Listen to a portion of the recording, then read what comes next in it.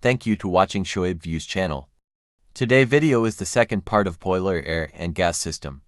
In this episode I discuss on flue gas system, steam generator boiler combustion air and flue gas system. Flue gas system main components. Boiler furnace front pass, boiler furnace back pass. Regenerative air preheater, electrostatic precipitator. Ash hoppers, boiler stack, gas recirculation fan. Flue gas system important parameters. Boiler furnace pressure, RAF flue gas inlet pressure.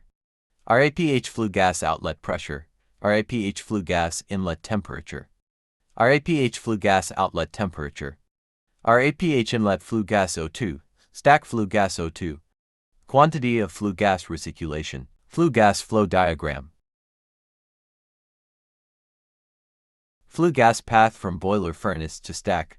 Flue gas is produced by combustion of RFO in the furnace front pass where 6 all-fired burners are located.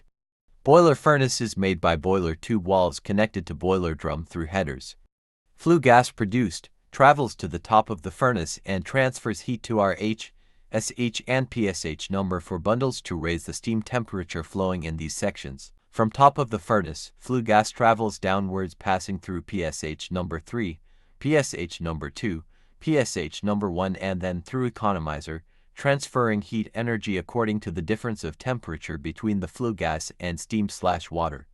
Flue gas then enters RAF at around 340 degrees Celsius, passing through RAPH. Flue gas transfer remaining heat energy to the RAPH rotating metal baskets.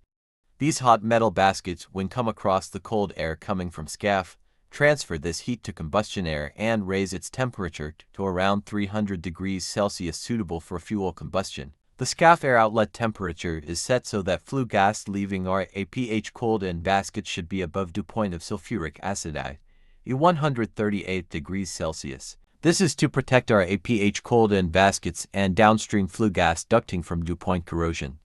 Fuel used at RFO power plants has high sulfur content around 3.5%.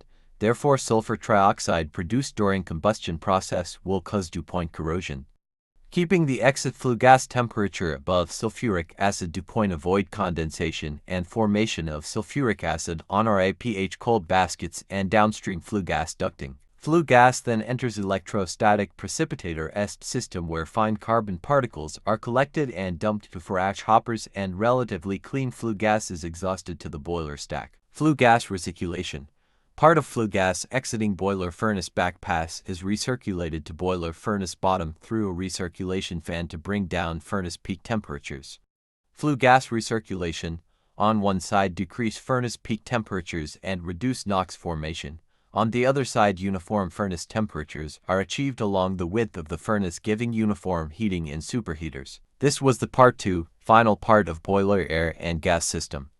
Thank you to watching. If you like my video kindly subscribe my channel Shoaib Views, follow, like and share the videos.